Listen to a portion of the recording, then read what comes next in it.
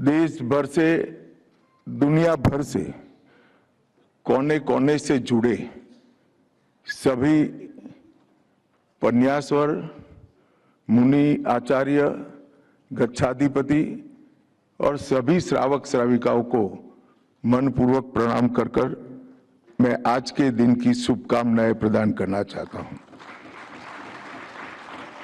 मैं जीतों को भी बधाई देना चाहता हूं, क्योंकि पूरा विश्व जब एक दूसरे को अपनी बात को सच मनवाने के लिए युद्ध पर उतारू है, उसी वक्त 9 अप्रैल के दिन यहां से शांति का नवकार मंत्र का जाप पूरे विश्व के कल्याण के लिए किया है, वो बहुत उपयुक्त है।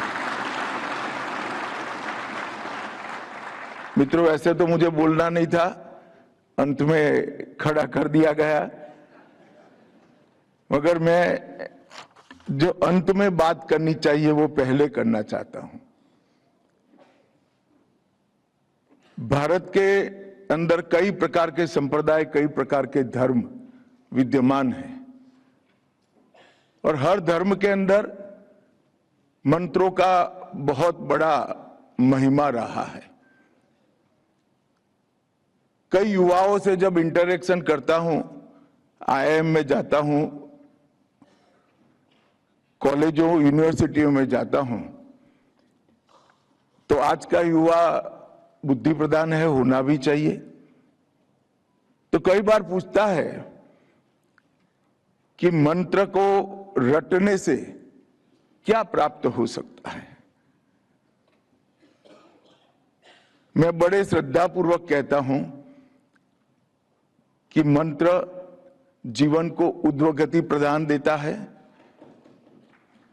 हमारे चैतन्य को जागरूक करता है, शुभ संकल्पों को बल देता है, और जब अनेक लोग श्रद्धा पूर्वक एक ही मंत्र का रटन करते हैं, तब न केवल उसका व्यक्तिगत, समग्र देश और विश्व का भी कल्याण होता है।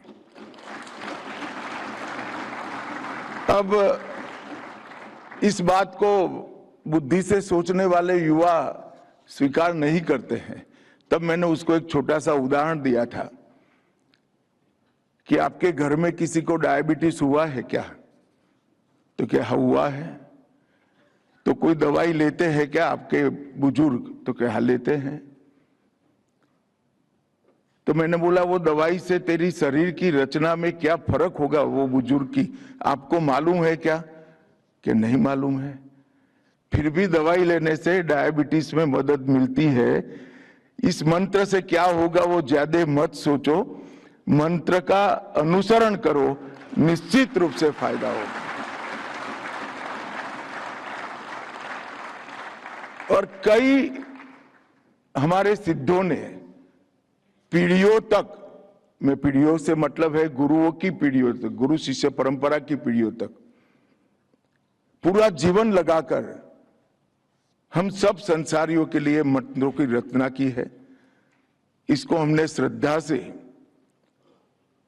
इसको स्वीकारना चाहिए और उसका अनुसरण भी करना चाहिए।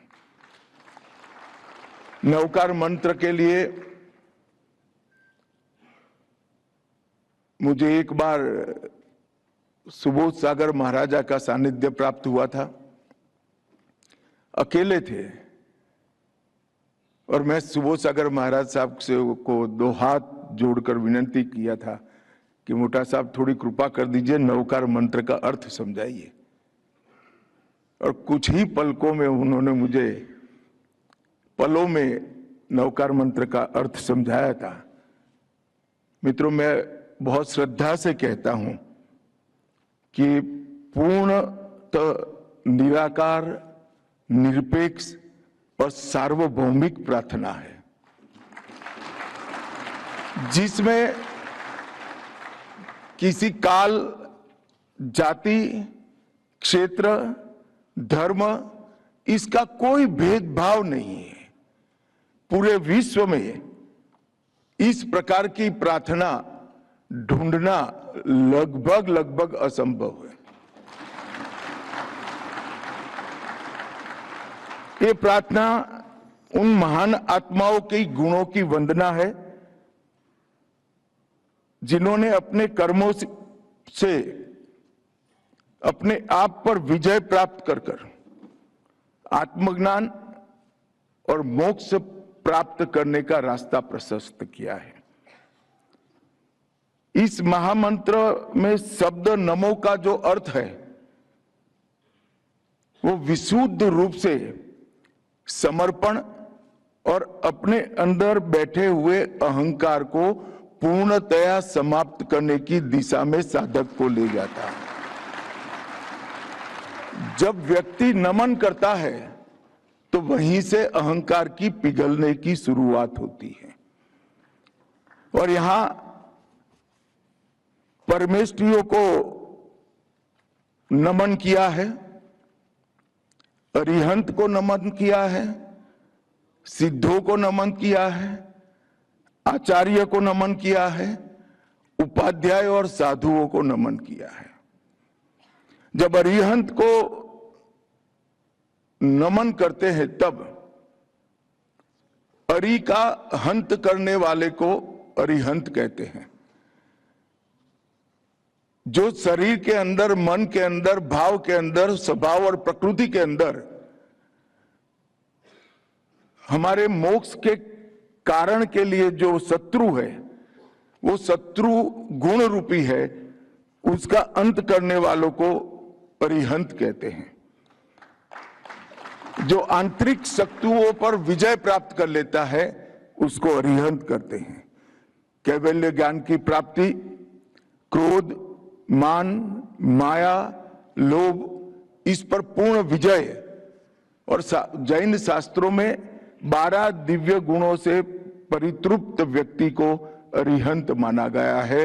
हम वो अरिहंत को नमन करते हैं। यहां सिद्धों को भी नमन किया है। पूर्ण मुक्त आत्मा का स्टेटस जो प्राप्त कर लेता है उसको सिद्ध मानते हैं। 8 कर्मों का क्षय और जन्म मृत्यु के ऊपर उठ जाते हैं उनको सिद्ध करते हैं, सिद्ध कहते हैं। 8 शुद्ध गुणों को जो प्राप्त कर लेते हैं वो सिद्ध होते हैं। यहाँ अनेक सिद्ध जो हुए हैं उनको भी नमन करते हैं, उनसे आशीर्वाद प्राप्त करते हैं। यहाँ आचार्य को भी नमन करते हैं जो संघ के प्रमुख होते हैं।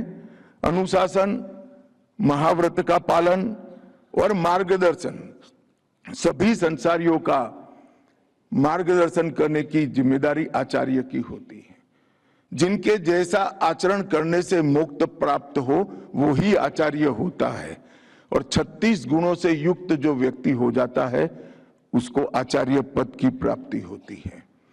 यहाँ उपाध्याय को भी, शिक्षक संत को भी हम नमन करते हैं।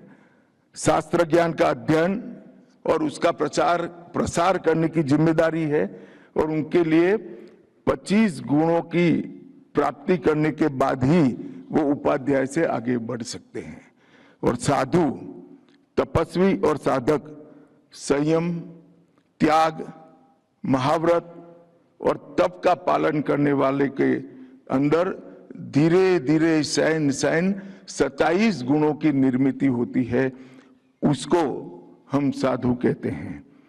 तो ये परमेष्ठी को नमन करने का ये जो मंत्र है और इसके पीछे भाव है कि 5 परमेष्ठियों को 2 प्रमुख श्रेणियों में बांटा गया। एक देव की श्रेणी में जो मानव, सामान्य मानव से ऊपर उठ गए हैं, अरिहंत और सिद्ध होते हैं, और गुरु जो आचार्य, उपाध्याय और साधु होते हैं वो गुरु कहलाते हैं। ये दोनों श्रेणियों की 5 प्रकार के विशिष्ट व्यक्तियों को नमन कर उनके गुणों को उनसे प्राप्त करने का आशीर्वाद मांगना, वो ही नवकार मंत्र का मूल सिद्धांत है। मगर मैं फिर से एक बार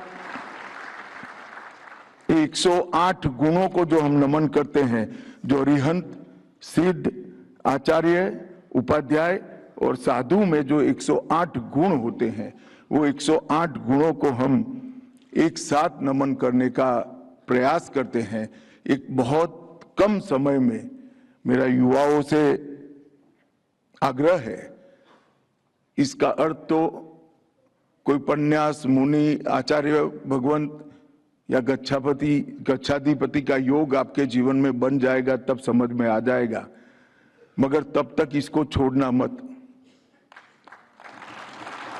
जैसे डायबिटीज के पेशेंट को मालूम नहीं होता कि ये दवाई खाने से मेरे डायबिटीज में कैसे मुझे फायदा होगा, उसी प्रकार के से आपको मालूम हो न हो नवकार मंत्र का जरूर अनुसरण करना, वो आपके जीवन को ऊर्ध्व गति देगा।